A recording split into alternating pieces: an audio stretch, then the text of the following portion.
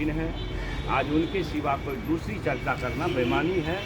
और मैंने ये कहा कि सिंबल ऑफ नॉलेज हमने नहीं बनाया, दुनिया ने बनाया। आप गूगल पर जाओ, ज्ञान के प्रतीक खोजना, अकेला एक ऐसा महारथी का नाम आएगा जो भारत भूमि के सबसे बड़े कर्णधार के रूप में नाम आएगा। ज्ञान की और उसका स्रोत बिहार है। और उस देश में बाबा साहब अम्बेडकर जैसे महारथी पैदा हुए, जिन्होंने सबसे नीचे तबके से लेकर के ऊंचे तबके के लोगों का सम्मान किया, A to Z का ख्याल किया और एक बेहतर भारत को सपूत किया संविधान के रूप में। उस संविधान पर अगर कोई आँच आता हो फिरका परस्ती ताकतों द्वारा, संघी नफरतवादी ताकतों द्वारा, उससे लोहा लेना है। यही आज का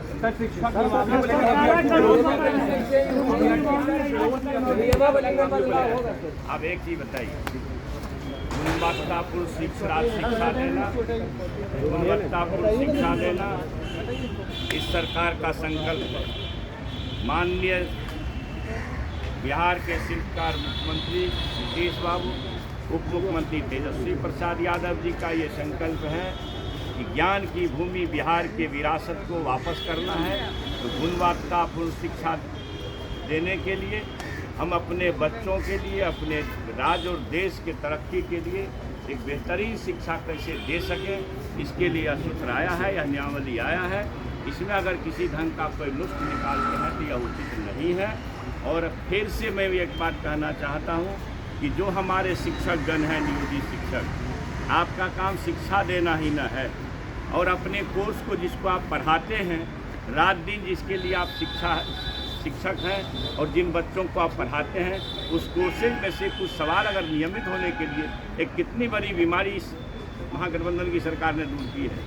आप नियोजित थे, आप राजकर्मी के दर्जा में जाएंगे, आपको सारी सुविधाएं मिलेगी और अच्छा वेतनमान होगा। तो इस परिस्थिति में और कोई यह कह दे, आज किसी नेता का बयान सुन रहे थे कि एक IAS IPS होता है फिर से परीक्षा देके पास कर सकता है क्या? IAS IPS का काम पढ़ाना नहीं है, शिक्षकों का काम पढ़ाना है। जिस कोर्स को आप पढ़ाते हैं उसी कोर्स में से अगर कुछ सवाल आपके सामने रखे जाएंगे नियत नमित होने के लिए, इसके लिए चिंता नहीं करनी चाहिए, इसके लिए घबराना भी नहीं चाहिए। बिहार वासियों को 10 लाख बच्चों को, बेरोजगारों को नौकरी देनी है, उसका ये आयाम है कि लगभग 2.5 लाख से ऊपर ये नियुक्ति 4-5 महीने के अंदर आपके सामने नजर आएगी। पहले के पूर्व का आप देख लीजिए, आपको लगेगा कि हम बिहार वासियों के बच्चों के लिए, बिहार वासियों के लिए, बिहार के बेरोजगारों के लिए सरकार कितनी चिंतित है। और उसी चिंता को ख्याल में रख करके फिर माता पिता का ध्यान रख करके, यह ज्ञान की भूमि अगर भारत है तो उसका जड़ है, उस जड़ में है बिहार। मगन में आप खड़े हैं, यही ज्ञान की भूमि। बीजेपी के प्रदेश अध्यक्ष ने कहा है कि जो विपक्षी एकता है वो खत्म हो जाएगा, लव कुश की जोड़ी हमारे साथ है। आप तो अभी नई शिक्षा नीति पूछ रहे थे, फिर आप अगला सवाल विपक्षी एकता पर उन लोगों ने प्रहार किया। मेरी बात समझिए, जो हमारे मोदी जी हैं नेता बीजेपी के, उन्होंने कहा था शासनकाल में, जब उनका शासन चल रहा था NDA का, कि भगवान भी वेतनमान नहीं दे सकता। आप उस बयान को निकाल के कोट करिए। अब जो राष्ट्रीय मानव संसाधन विकास मंत्री हैं, शिक्षा मंत्री जो भारत सरकार के हैं, उन्होंने 2 दिन पहले कहा है कि साहब B.Ed कर लेता, लोग को कोई रोजगार नहीं मिलता है, B.Ed कर लेता है।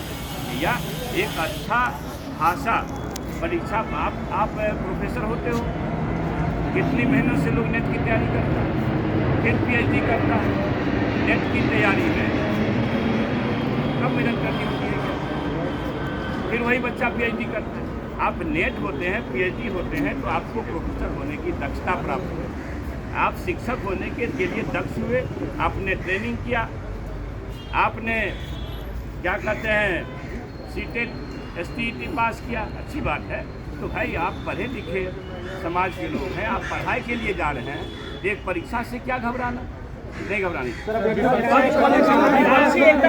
बीजेपी हमला कर रही है, कौन बैठेंगे, राहुल बैठेंगे, नीतीश बैठेंगे,